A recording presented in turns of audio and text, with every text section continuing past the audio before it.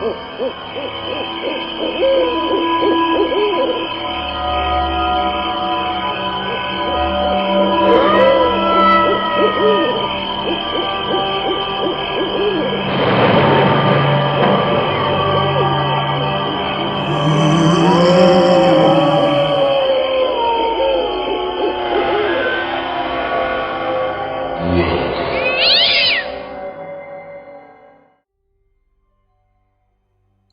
and welcome to another episode of the Halloween podcast. I am your host, Lyle Perez.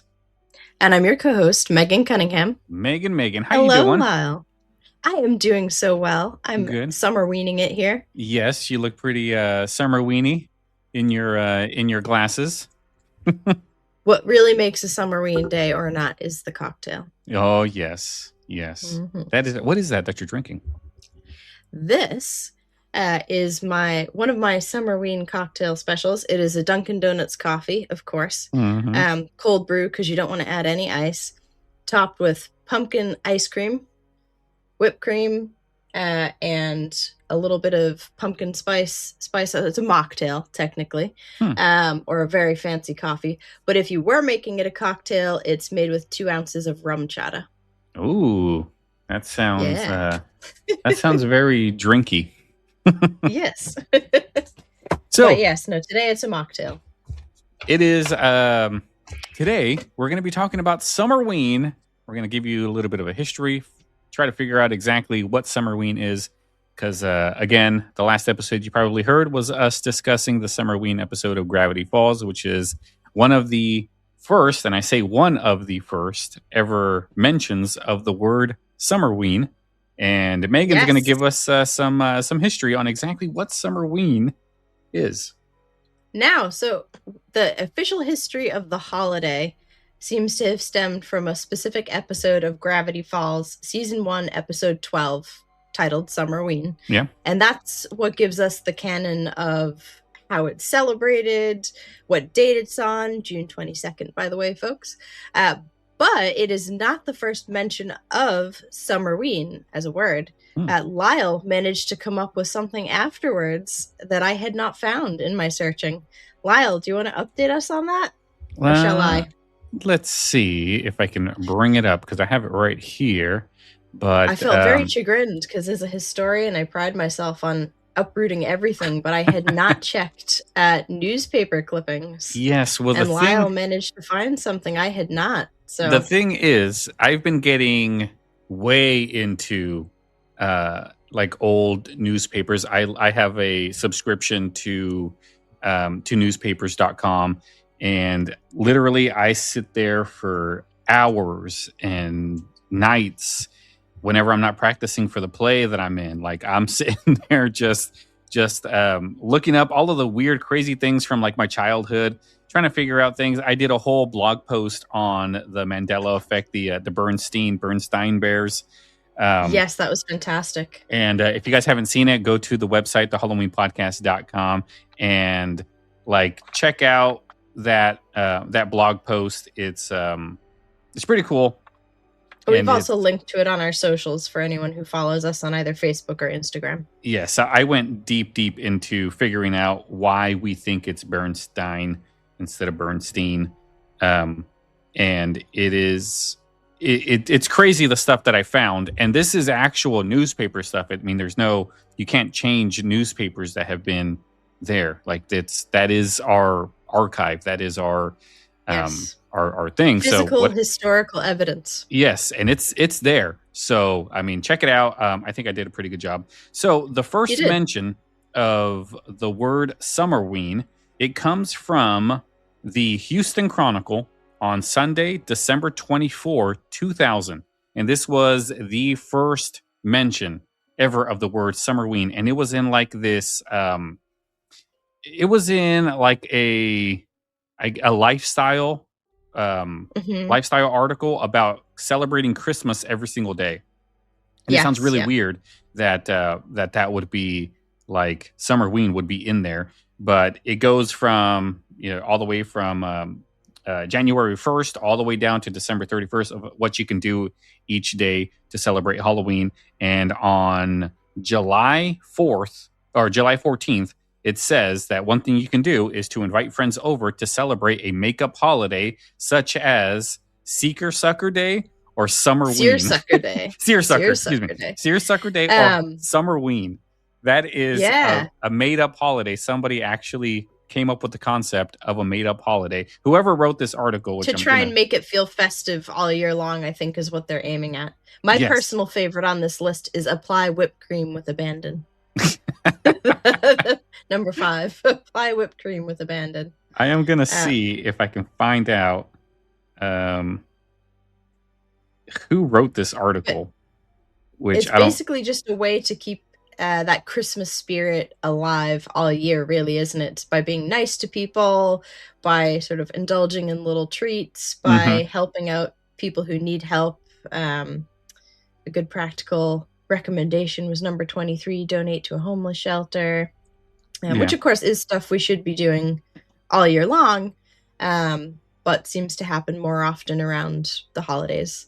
Yes. So it's actually a very cute list. But yes, a Christmas list was the first mention in print that Lyle could find of Summerween. Yes. I was not aware of this because, hands up, okay, I had a little bit of bias and I assumed that it was a internet age phenomenon because it so recently gained popularity. So I didn't even look at printed resources. I just looked at sort of what was out there in media and the internet, things like that, digital resources. In theory, this is the first mention of the holiday, but there's no suggestion about what it is or how it's celebrated. That still came to us through Gravity Falls.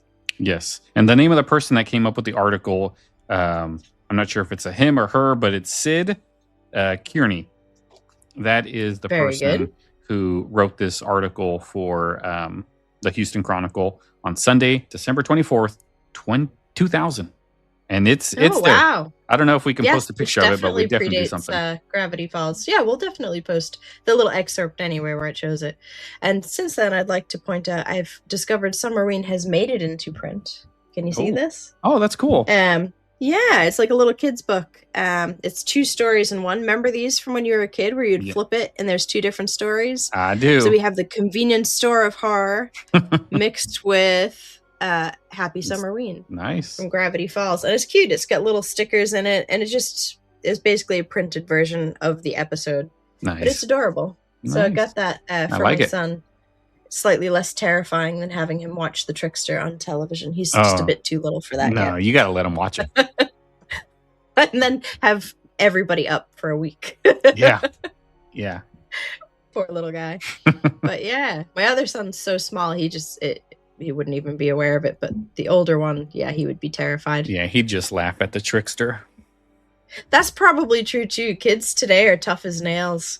Yeah, just like we saw in that episode with those 2 kids and Stan trying to scare them. We've been watching horror movies forever. That'd be my kid trick-or-treating a few years from now, being like, my mom has made me watch horror movies since I was born. Yes, I listen to the Halloween podcast. I know. So, how are you Summerweening? I went to the store to try to see if I can find some Summerween stuff. I didn't find anything specific at Walmart. But one thing that I did notice was that I walked by the produce and I saw some watermelons and I was like, you know what? I might want to try to do a jack-o'-melon. If you do a jack-o'-melon, we want pictures. All right, if I do it. Pictures have to happen. Because they had small ones. They were literally about like this big. And I was like, hey, I might want to try to make like really small ones. Perfect. That would be adorable.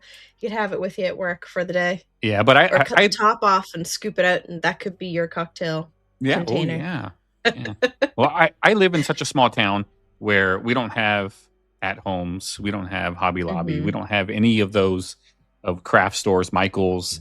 There are none around. So if I need to go to one of them, I have to literally drive close to Nashville to find all of that stuff. I just have Walmart, and if Walmart doesn't have it, I have Lowe's too, but Lowe's and Walmart are the biggest retailers that we have here, and that's it. If it's not there, I won't see it. Yeah, that's fair. We're a decent drive from anything meaningful as well. You get kind of your essentials, and that's about it. But saying that, I didn't see anything this year, which I was kind of disappointed about. But last year at Walmart, I scored this. Nice. That is Yeah. nice. It is a nice I wish I'd jack-o'-melon. got two. I bought one in theory for my son, and he loves it, but I'm like, what would he ever use it for? So it's just hanging around until he's a little older. Yeah. But yeah. Walmart, you dropped the ball.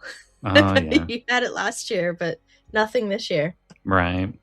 But yeah, I mean, if you guys want to see any of these things that we show on the podcast, we do record these, so there is video evidence of it, and you can watch the video if you go to our Patreon page, patreon.com/thehalloweenpod, and support the show. You can definitely watch us show you guys all of these crazy things that we show here.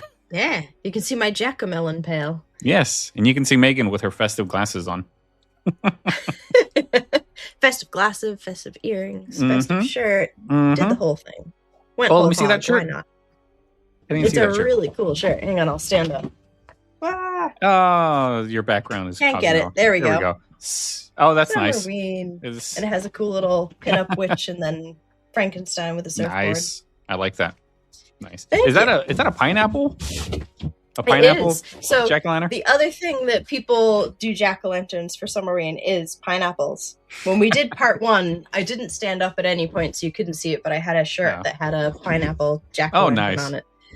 I love the jack-o'-melons, but there's just something fun about the pineapple with all the spiky with the top. foliage on top. Yeah. The top really does it.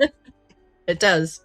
So yeah, that's another option, although probably harder to carve. I feel like the watermelon's going to be less aggro when you actually go to carving it. It would definitely be hard to carve a pineapple. Yes, absolutely. Although saying that, originally pumpkins were turnips. Have you ever tried to carve a turnip? Oh, no way. No.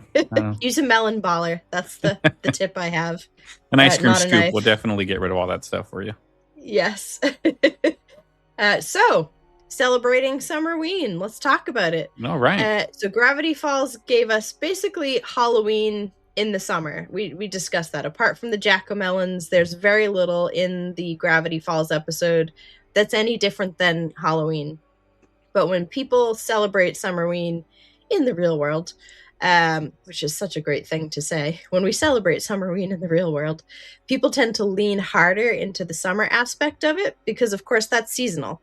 And I'm sure there are some people out there who celebrate Gravity Falls style where they just shut the windows, shut the doors, and make it fall and make it Halloween indoors. Props to you. But a lot of people like to lean into the summer. So for that, you see some great images. You see jack-o'-melons, of course. Jack-o'-pineapples, we'll call them. They're really, really cool. Basically, your typical pumpkin jack-o'-lantern face done inside either a watermelon or inside a pineapple. We see everything from surfing skeletons to little ghosts and inner tubes. I have these really cute little earrings. I've got little eyeball spider ice cream earrings, but I've also got these. This is another motif you see a lot with the little ghosts with their nice flamingo inner tubes and their little cocktail. So yeah, there's a lot of different things that you can decorate and make it summer, make it Summerween. I just thought of something that would be a great Summerween decoration. Let me see if I can make one. And then I'll show okay. it to you. Here and now? Well, not make one, but have AI do it. See, I mean, this is the AI fun use. Like, listing. Honestly, AI would be great if it can, come up with new things that will benefit humanity, like new medications, new things like that. But here we are, just making stupid images.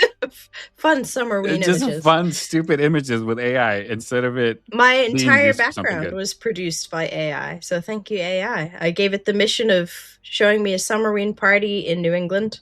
And this is what it gave me. Yeah. AI is we're satisfied. We like it. It's a crazy thing. And I know a lot of people don't like AI. There's a lot of people getting up in arms about AI. But I mean, honestly, it's tough. Like, yeah, it is. Like with any advancement in technology, any advancement that you can possibly think of, somebody's going to lose jobs because of it.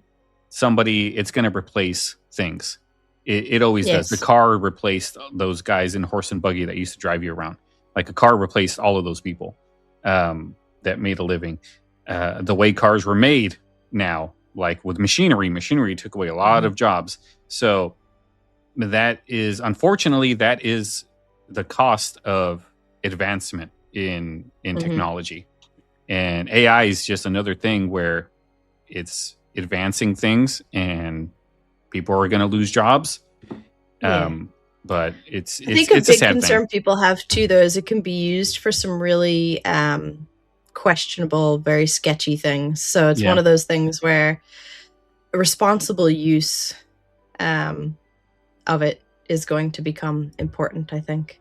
But I very much feel that our frivolous Summerween AI images are probably not going to impact the course of life for anybody. I was talking to my mom because my mom lives here now, and I was at her house, and I was like, "Hey, Mom, have you ever done anything with AI?" And she was like, "No, I don't think so." And I was like, "Well, it can do some weird stuff." And she's like, "Like what?" And so I thought of these, because my mom's way into a lot of Spanish music. So I told her tell me a couple of Spanish Mexican artists that you like. And she told me. So I punched into AI and I was like, "Can you put these two artists singing in a field?" And 2 minutes later, I showed it to my mom, and then she started laughing. And then the crazier thing was that I said, "All right." And so I punched into AI, include me. I took a picture of myself and I added me, and then I showed it to my mom, and there was me singing with everybody else. And oh man, she died of laughter. I bet. So you're making a decoration using a decoration idea using AI at the minute. So while you're doing that, basically any mashup of summer and Halloween is acceptable. But there were a few sort of popular themes that I really, really liked. So I'm just going to give them special mention. The first one, a lot of people are calling Skeleton Crew. Okay. So it's basically like a spooky Pirates of the Caribbean type feel for your party. You can have people come dressed up or just theme all the decorations that way. But those films are fantastic anyway for their spooky imagery. So Skeleton Crew is one.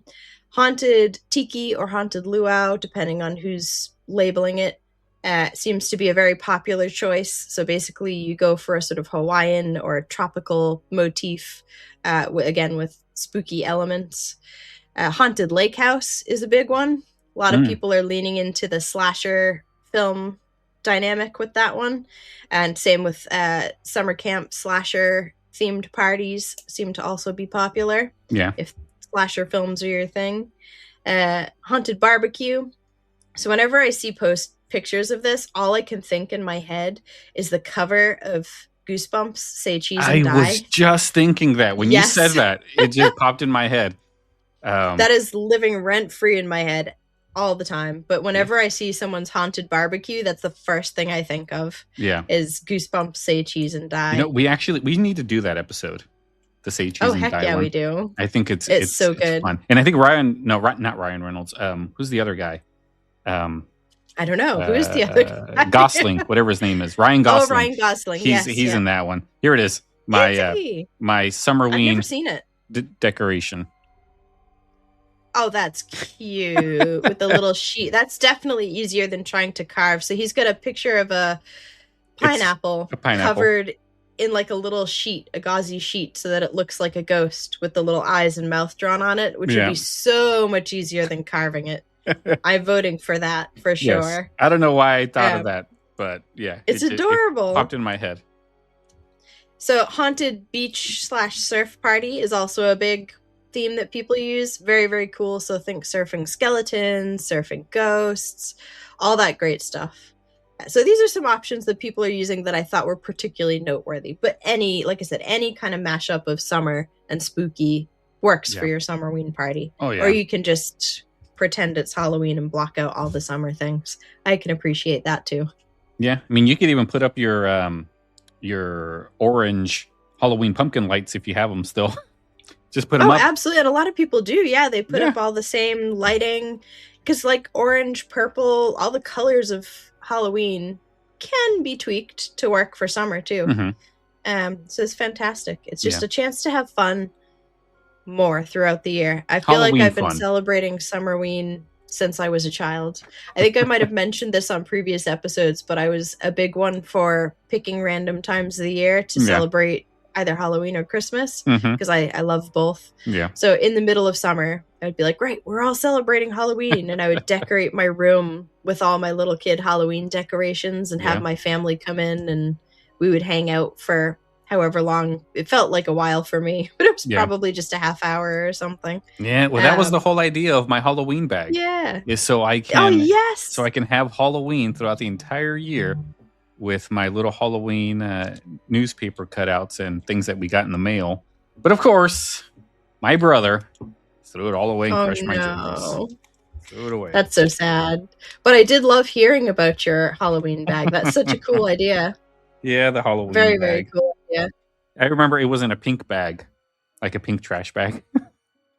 So, well, that's handy for it being noticeable. Yeah, I remember. Did you do it every year, or was it just a once a year thing? It was that 1 year. Because I remember right. I used to love getting the mail and getting like the supermarket ads and stuff that show up. And then they'd have all of this Halloween stuff. And back in the 90s, it was like everything you could imagine had some type of a Halloween advertisement. It was like big with all the companies. Nowadays, it's really not as big. Some still do it every now and then, but not everybody. And nobody really does paper ones anymore. They don't do paper ads. Yeah. It's all Facebook and social media and all of those things is where they put them out. Or they only do paper ads, but they do limited amounts and they just have them at the store. So they pick up a flyer when you walk in. Yeah, I remember we get them in the newspaper. We don't get them in the mail here. And a couple years ago, Kroger sent out a notice in the mail. Instead of the ad, it was a sheet of paper that said, "Sorry, we're no longer going to include. We're cutting costs. We're no longer going to include it here." And my wife was like, "That was the only part I liked." Yeah, how am I supposed to see what's specials now? We have to go to the store. I guess they're just trying to get us to go back in instead of ordering online. Well, yeah, they're trying to encourage people to come into the store, I suppose. Yeah, and the crazy thing I don't get too is like when stores, things are cheaper online at Walmart than they are at the store. I've noticed that. And I'm sitting there going, absolutely. So they want me to shop online versus coming to the store, and they won't price match it. We've already tried. Nope. Yeah. I was actually getting a gift for somebody this past Christmas, and I noticed that when you go into the store, it was more expensive than online. So I was just like, this is crazy. I ordered it online, pulled into the pickup area, and got it for, I think it was a good like $11 cheaper or something. Yeah. So if you're bargain hunting, definitely online and sit in your car is the way to go. But there's something just nice about browsing too. Yes. So sometimes I'll go in and I'll browse and I'll see, do they have it online, and I'll order then and there. I'll be like, okay, I'll come back tomorrow and pick it up. Yeah. But yeah, it's just crazy. It is. So yeah, so these are the different ways we can celebrate Summerween. And definitely I'm going to steal your idea about the pineapple ghost decoration. Ghost. We'll definitely put it up on the Facebook page. Absolutely. Or who knows? We might use it as the image for this episode. Oh no, I'm pretty sure you got a good one. Just include one in the image that you made. We'll definitely include it for sure. Yes. So the other way that people celebrate Summerween, like some of the ideas that we are going to give you today, would be with a Summerween watch list. So people will have movie marathons and things like that. Not everyone lives in a place where it's comfortable to be outside for Summerween. It's either too hot or it's rainy or whatever. Yeah. So I always feel like a film list is a good thing to have. So my top choices, there's a bunch of films and shows and everything that people could pick, but my top choices for Summerween would be, and those are very eclectic, so Hotel Transylvania 3, Summer Vacation, absolutely brilliant. Adam's Family Values, another great one. Summer camp. Jaws has to be included. Okay. Jaws is Friday the 13th, of course, because it's summer camp. Of course. Deliverance. Oh boy, it's their summer holidays. Yeah. Jurassic Park. Like I Jurassic feel like Park. Yeah, it was billed originally as a sort of a horror film or a scary film. Okay. And it's still an epic film, and it definitely takes place in a warm climate. Okay, I can see summer. That. So yeah, I'm going with Jurassic Park. All of the Pirates of the Caribbean franchise, any one of them or all of them would be appropriate. And then if shows are more of your thing, obviously Gravity Falls, season 1, episode 12, that started the celebration. Stranger Things takes place mostly during the summer, when the kids are off school. Yeah. And yeah. So those would be my top choices. Perfect. But yeah, for a summer watch list. Do you have anything that you would add to that? No, I think you pretty much covered all of the ones I was thinking of. Addams Family Value was definitely the one at the very top. Oh, Are You Afraid of the Dark would be a good show too. Because remember, it was placed around the campfire. Presumably they're camping and it's not absolutely freezing out. So well, they're not probably camping. They're just meeting to talk. They're meeting, yeah. But I don't see any of them wrapped in blankets or parkas. So like, probably it's summer. As a kid, I never understood that because back in California, we didn't have woods where I lived. I lived in the city. Oh, right, of course, yeah. And then even when I lived in the country, up in the mountains, there was still no woods that looked like that. It wasn't until I got to Tennessee where I was like, oh, I literally have a huge patch of woods in my backyard. So I'm pretty sure if a bunch of neighborhood kids all walked into the woods, had a little fire pit there, it could work. And then that's what made me think like, oh yeah, there we go. I feel like, yeah, you're right. I never had any idea that people wouldn't have had a real life reference for that. Yeah. But of course, there are lots of places that don't have woods like that. Like I grew up in New England and we're surrounded by woods. So I just thought that was everywhere. But yeah, that's a really good point that I absolutely never thought of. Like it would make more sense if they met like at the train tracks for me, because there was train tracks everywhere where I lived. So we can walk. Could also potentially be spooky. Yeah. Just walk down the train tracks and tell your stories as you're walking through, and that pretty much takes you everywhere. If you need to go somewhere, just follow the train tracks and it'll take you to wherever you need to go. Stand by Me style. Yes. Great film. Absolutely great film. Yeah. So cocktails. What is a beach party or a cookout without some cocktails? Oh yeah. So I sat down. At the minute I'm drinking mocktails because I have a little baby, but I've got some recipes here for you folks. I'm going to explain to you the different cocktails that I've come up with. I will tell you what alcohol should go in it if it's a cocktail, and just leave the alcohol out if it's a mocktail. Yes, and all of these can be turned into, I guess, Shirley Temples for the kids. Yeah, like a mocktail is just an alcohol-free cocktail. So if you do the mocktail version, the kids can drink it. Yes. So, my first sort of choice would be a dark and stormy, because the name is perfect. Mm-hmm. And traditional dark and stormy is about 1.5 ounces of Gosling's Dark Seal rum. And I found an interesting fact while I was researching this. Apparently, Gosling's rum have a exclusive use of that name. So if you're making a dark and stormy, for any kind of media, so here, you have to use Gosling's Dark Seal rum or you're in breach of some kind of copyright thing. So folks, if you're using booze, please use Gosling's Dark Seal rum, or just leave it out if it's a mocktail.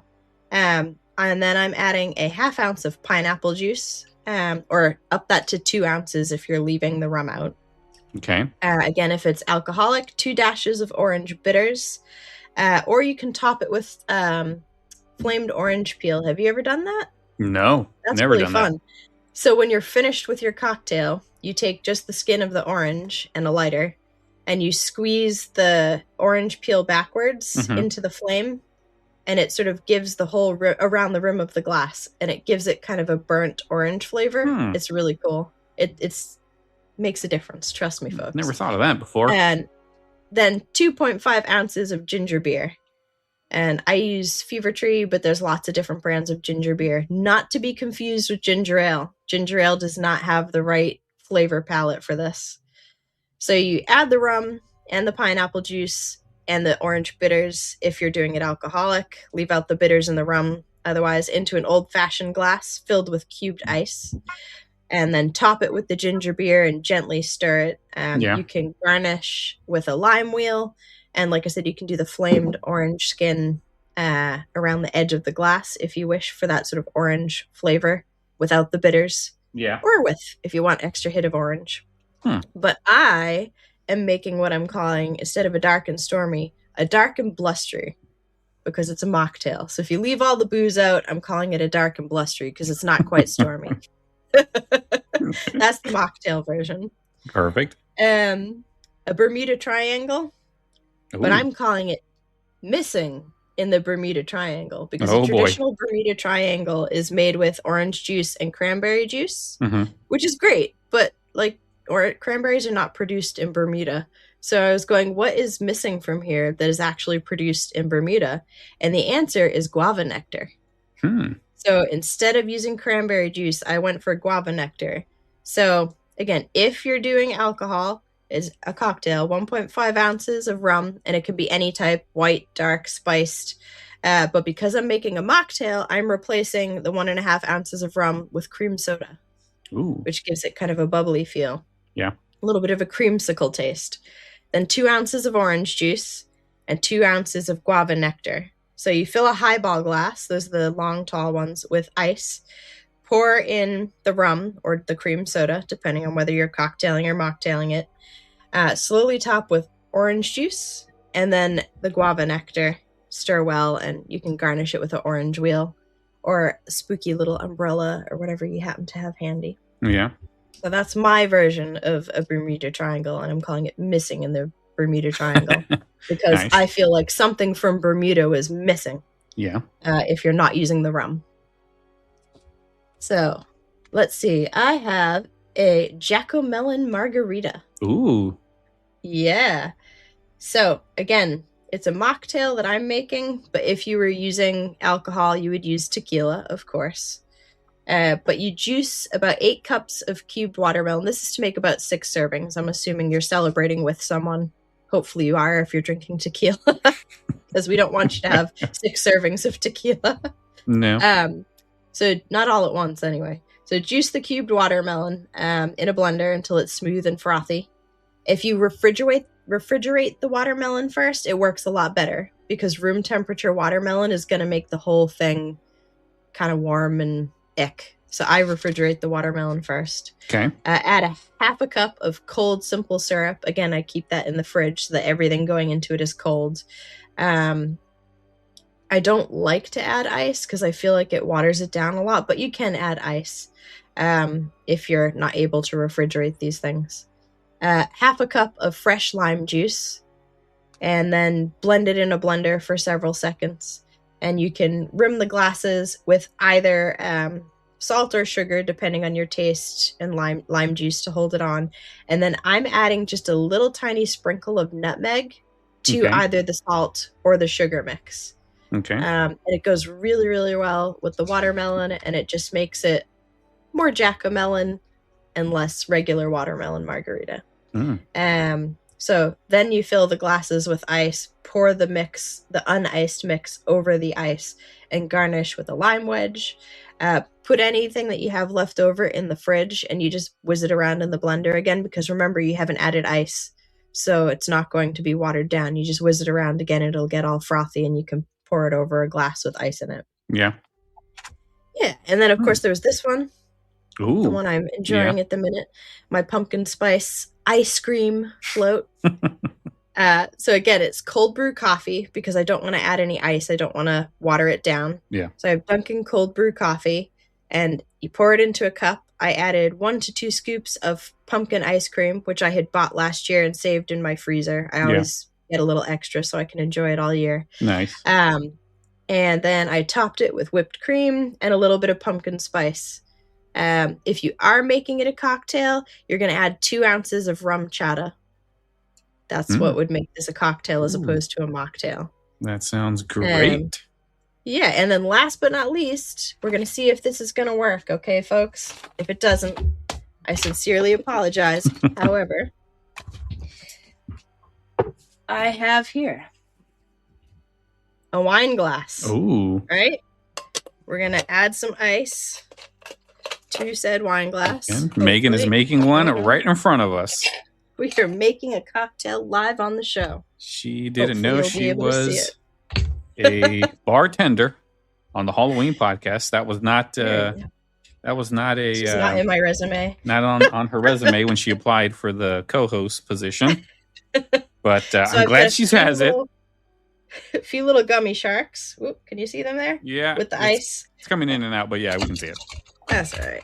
So we got some gummy sharks. I'm going to keep topping it up with ice here. Yeah. And again, if you guys aren't on the Patreon page, you guys are definitely missing out. Go to patreon.com/HalloweenPod. Support the show. Watch these videos because, we show a lot of crazy stuff. Megan is crazy. Yes. Who knew? All right. So for this one, we have. So for this one, we're going to use Sprite.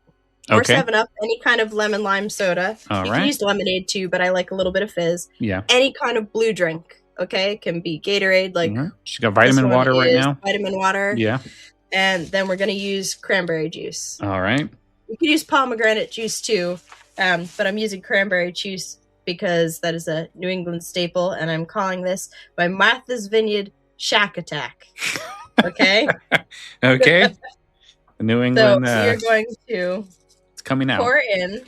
Oh yeah. We're gonna pour in some of the Sprite's going in. Yeah. Sprite's in there. Carry on filling that up a little bit more.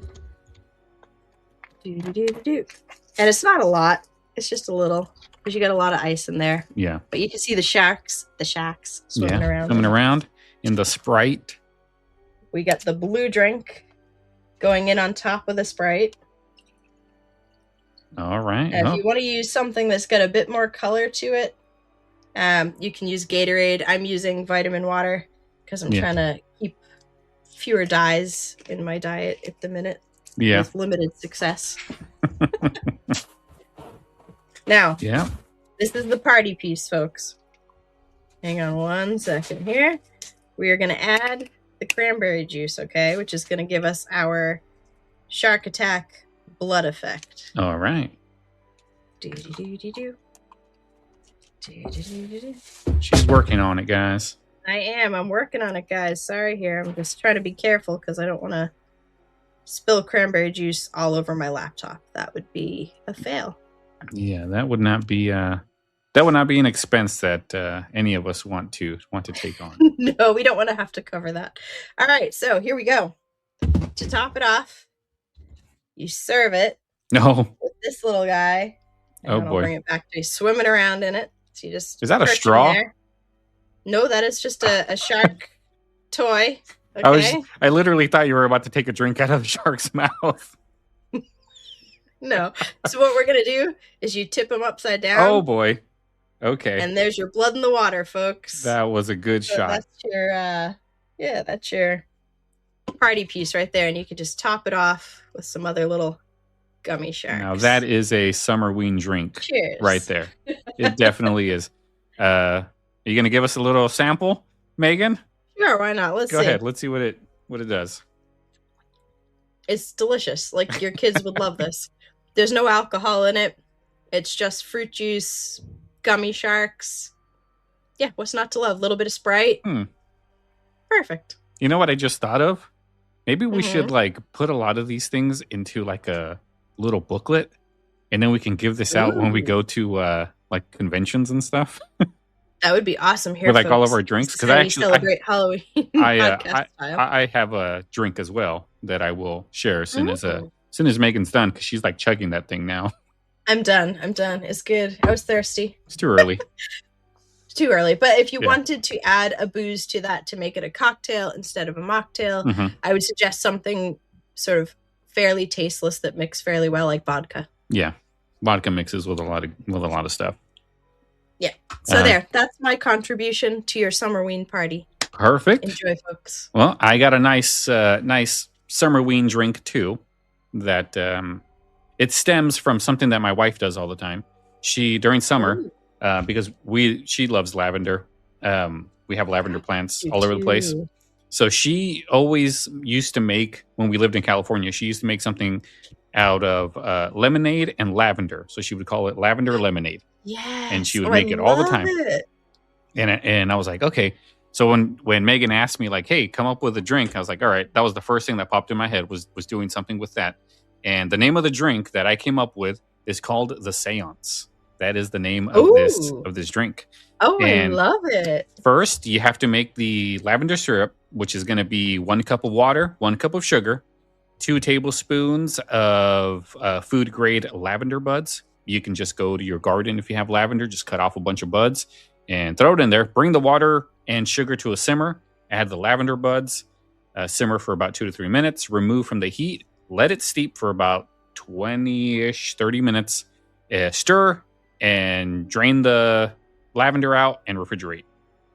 So that makes your syrup. So good as it is. So that's your syrup. Now you got to make the lemonade. So of course we all know how to make lemonades. Just get 1 cup of fresh lemon juice. It's usually about 6 to 8 lemons. 4 cups cold water. 1.5 a cup to 3/4 cup of that lavender syrup that you just made. Mm-hmm. Of course, if you want it more tastier, add more. If you want it less lavendery, take some out, throw some ice in there, and there you go. You have made your mocktail of the lavender lemonade. And then if you wanted to turn it into a cocktail, you can just add 1.5 to 2 cups of vodka, and then to 4 to 5 ounces of lemonade. And there you go. You can serve it up with some lavender buds. And I actually have this image. A fun thing you can do is get some purple dye, put it in a little bit of sugar, and then kind of like a margarita, put it around the rim. Oh, so it will look. That's cool. It will look something like. Oh, you've got a picture here for me? Let's see. Let me see. Oh, that's so cute. There it is. I love that. Something like that. And that is your seance. They sell little ghost drink stirs. Mm-hmm. A little ghost drink stir would just elevate the seance to the perfect level. Yeah, here's another one without the rim. Oh, that's beautiful in the wine glass. That's really pretty. I think we should do that, Megan. Of lavender stuck in the top. We should definitely come up with our own drinks and do the Halloween podcast. I think so. Drinks. So I will be taking photographs of all the cocktails, mocktails that I have described today, and we'll put them up with the episode so people can see the recipes and how they look when they're finished. Excellent. Oh, that's gorgeous, Lau. Tell your wife, by the way, I completely agree with her sense of taste. I would love to meet your wife. Anyone who likes lavender lemonade is 100% awesome in my book. Yeah. Well, we've been trying to do a trip to Salem. And I know you're close to it. And I lived there for a while. Yeah. So I lived there for 5 years. Yeah. I always want to go to places, but the thing that I don't like doing is trying to figure out what to do when you get there. So you need to have somebody that knows what to do, what's there. So that way, when you get there, you just hook up with that person and hit the town, figure it out. And then there you go. Funny. I still do, because I lived there and worked there for 5 years and went to school there.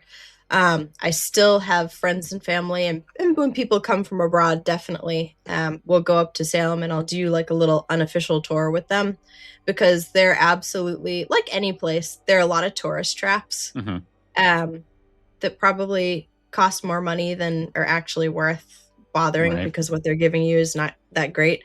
So I always try to direct people toward the really, really good stuff and the sort of little local gems that the locals enjoy that maybe the tourists wouldn't think about. It's a great place to visit all year. Like, everybody comes for Halloween, for haunted happenings and spooky season, but actually it's amazing all year. Salem's it's a seaside town, so it was a huge maritime town, so lots of maritime history. It's right on the water, so it's gorgeous in the summer. It's also really nice just after Halloween, sort of in November time, when it's still fall and you have that crisp air and stuff, but without the wall-to-wall people. Yeah, we should definitely do that as an episode tour guide with Megan, where you can just tell people, if they're planning on going to Salem, this is what you do, this is what you don't do. Plan your trip to Salem, and there you go.